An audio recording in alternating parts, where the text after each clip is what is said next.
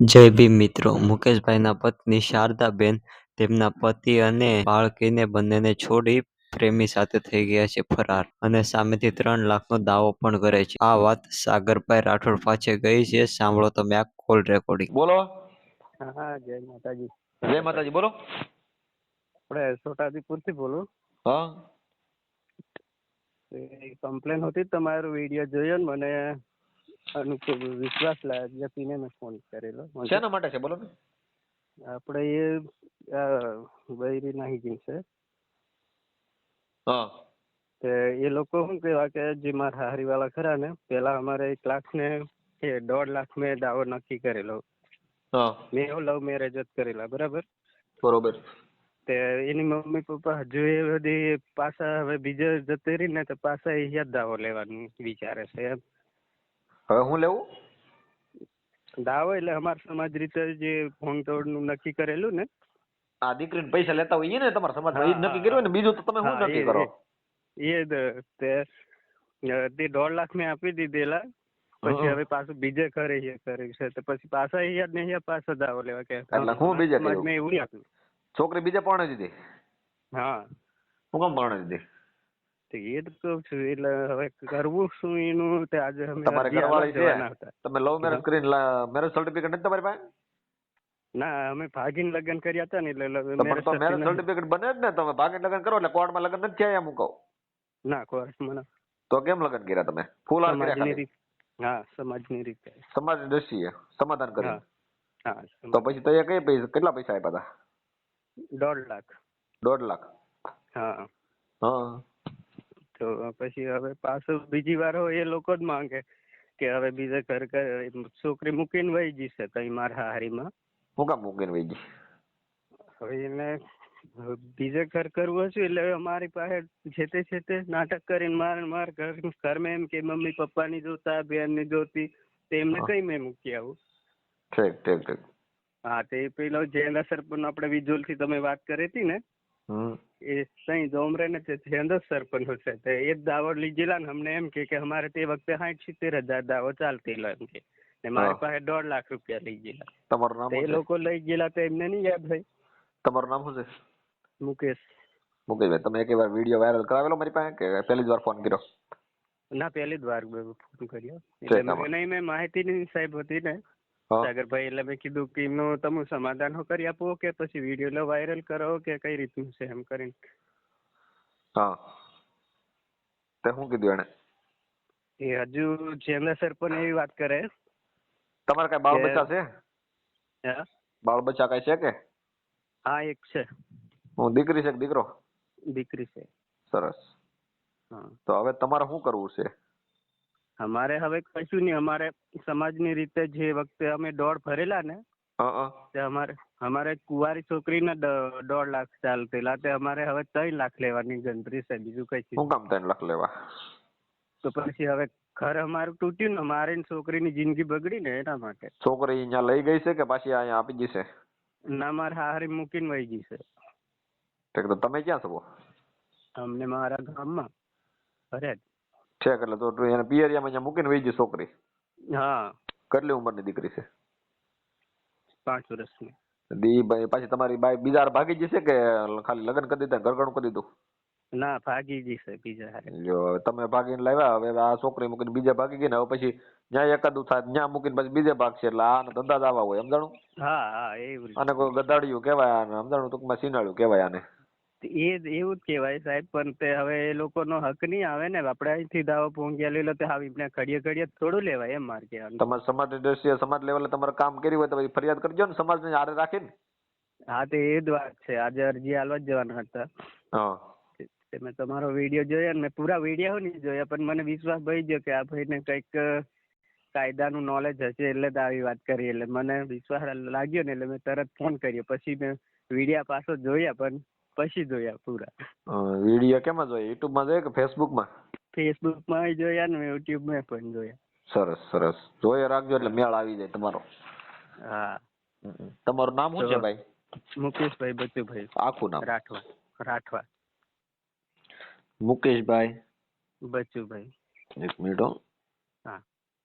મુકેશભાઈ બચ્ચુભાઈ. હા. બચ્ચુભાઈ કઈ ગામ સમાજમાંથી? ચોરવા. સમાજ. ગામ ચોરવાના. તમને પૂછવું એટલું ધ્યાન રાખો ને ભાઈ, બીજું ક્યાં લપ કરો. કઈ હા સમાજમાંથી? હા. રાઠવા. રાઠવા. હા. ગામ કયું? ચોરવાના. કયું? સોરવાના.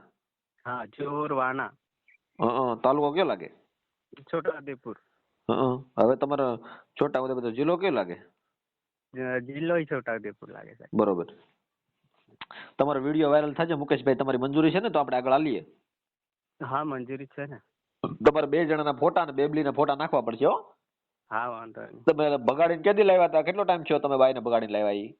મારે 2017 મેં કેવો લાવ્યો હતો મેં સાહેબ. 2017 માં બગાડીને લાવ્યા હતા. હા. હા તો હવે આ અત્યારે તો 26 હાલે, તો ઘણો ટાઈમ થઈ ગયો. તે 4-5 વર્ષ મારી જોડે રહી. હવે ગઈ સાલ કહો હવે 3 મહિનાથી આવીને ભાગીને ગયા. સામે વાળો વ્યક્તિ લઈ જવા વાળો કોણ છે? એ MP નો છે. MP નો? તો એને હા. કોન્ટેક્ટ કેવી રીતે છો? એ કઈક મંજૂરી આપણે મારા ઘરેથી રિહાઈ તઈ મારા હારીમ રહેતી હતી ને, હા. તે અહીંયાથી કઈક મંજૂરી બહાર ગામ નીકળી હતી કાઠિયાવાડ બાજુ. એટલે અહીંયા કોન્ટેક્ટ હશે ને. Yes. બરોબર. એટલે ટૂંકમાં ત્યાં એને કોન્ટેક્ટ થઈ ગયો પછી એને મેળ કરીને ભાગી ગયો. હા. હા. મજૂરી યારે કરતા હોય ને, બધા મજૂરી કરતા હોય. હમ. એને તમે ઓળખો, એનું નામ શું છે? એના અત્યારે લઈ ગયો એના ને, હા. એનું કાનાભાઈ વીરસિંહ બામણિયા. હા. કાનો. હા. સરસ. હવે તમારે આ જે લઈ જવા વાળો છે એનું ગામ કયું છે? એમનું ધયાના. ધયાના. હવે તમારે મારી મદદની શું જરૂર છે? તમારી બાય પાછી લાવવી છે, પૈસા જોતા છે, કે તમારે શું નક્કી કયું કરવું છે? બોલો. અમારે સાહેબ છે ને આ જે અમે દાવો ભર્યો ને એના ડબલિયા જોઈએ છે, બીજું કશું. પૈસા ડબલ જોતા છે? સમાજમાં ચાલે છે ને એ રીતનું અમારું. બીજી વાર લાવીને પાછું 10 દિવસની રહીને પાછું નાહી જાય. કેમ કે ઘર મેં હોય એવી રીતે ઝઘડા ચાલતા હતા કે ખડીક મેં મમ્મીની જોવે, પપ્પાની જોવે, તારા તમે એ ડાહા મોન કઈ મેં કેવું. હવે તમારી બાય કદાચ પાછી લઈ લો, તમારી દીકરીને માવતર મળી જાય એવું કરવું છે તો પૂછી લો એનું. કઈ રીતે? તમારી બાય તમે પાછી અપનાવી લ્યો. હા. અને તમારી દીકરીને માવતર મળી જાય ને, તો એની માં ને બાપ મળી જાય તો એવું કરી તો સારું રહે ને, એમ કહું. તો એમ સારું જ રહે, પણ એ ટકે એવું નહીં લાગતું એનું. ઠીક. હવે તમારા બાય નું નામ શું છે ભાઈ? શારદાબેન. શારદાબેન. હા. સરસ નામ છે. હવે શારદાબેન છે, એના બાપુજીનું નામ શું છે? જંગલિયાભાઈ. જંગલિયાભાઈ. હા. જંગલિયાભાઈ, સરસ નામ. જંગલિયા. હા સર, હાલો. એ કયા સમાજમાં છે? એહો રાઠવા સમાજમાં છે. રાઠવા એટલે આમ બીજું કઈ આવે કે રાઠવા ખાલી રાઠવા અટક જ છે ને? તો સર હા અટક જ રાઠવા. બરોબર. હવે આ શારદાબેન છે, એને તમારે એની દીકરીનું નામ શું છે? તમારી દીકરીનું નામ? આસ્થા. આસ્થા. હા આસ્થા મુકેશ. આસ્થાબેન મુકેશભાઈ.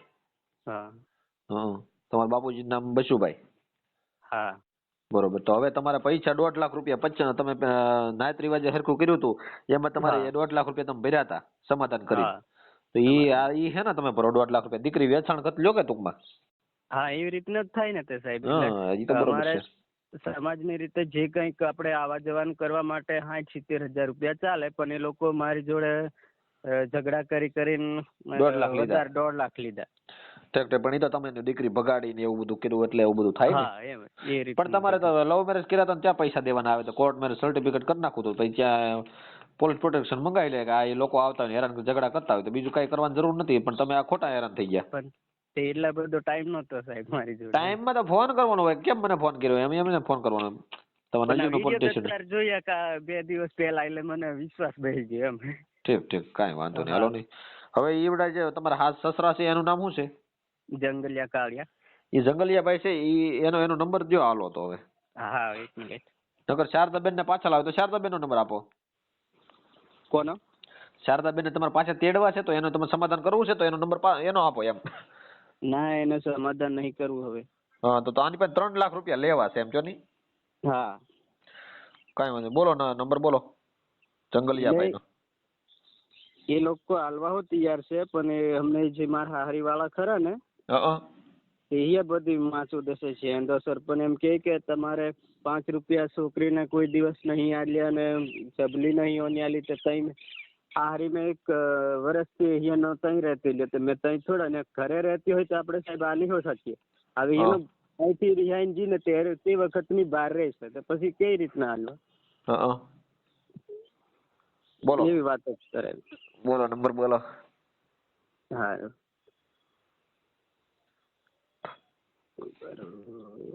તમારો નંબર મારે સેવ કરવો પડે. ઓલા ભાઈ નો નંબર બોલો, જંગલિયા ભાઈ નો. જંગલિયા ના ને? સારું. એનું ગામ કયું છે? જામરન. જામરન. હા. તમારે કેમ કોન્ટેક્ટ કર્યો? તમે કઈ રીતે ભાગ્યા હતા? અમારે એવું એ રીતે અમારી જોડે મંજૂરી આવી હતી ને એટલે ત્યાંથી કોન્ટેક્ટ કરી નાખેલો. પણ એ પછી મને એવો હલવેલો ને કે મેં કે તું પૈણી જઈને તોય મેં આવે તારી જોડે ને મેં પૈણી જાય તોય આવે એવી વાત કરતી હતી પેલા. શારદાબેન ભાઈ અઘરા નીકળ્યા ભાઈ. બોલો તો નંબર બોલો એનો. 12 89 05 નંબર 1 મિનિટ. હા. હેલો, કોણ બોલો? મેં જામરાન થી બોલ્યો. હા શારદાબેન બોલો. ના તો શારદા નાસી બોલો. હા આપણે એના પપ્પાનું નામ શું છે? એના પપ્પાનું કામ છે. તમે કઈથી બોલો? હું મહુવા ભાવનગર થી બોલું. ભાવનગર થી? આ જગલિયા ભાઈ છે ને એનું નામ કામ છે. હા આપું લેલા. હેલો. હા જંગલિયા ભાઈ મજામાં? હો મજામાં. શું ચાલે? શાંતિ છે. ઠીક. હા તમે કામે ગયા હતા, મેં ફોન કર્યો તો બેને ઉપાડ્યો તો. તમે કોઈ બોલો કે ભાઈ? હું મહુવા ભાવનગર થી બોલું છું. ભાવનગર થી? હા. હવે આ શારદાબેન અત્યારે ક્યાં છે જંગલિયા ભાઈ? શારદાબેન ક્યાં છે તમારી દીકરી? એ અમન ની ખબર કઈ ભાગ માં જાય ને કે અમન ની ખબર. એટલે આમ ભાગી જશે બીજા ની હારે કે શું છે એમ?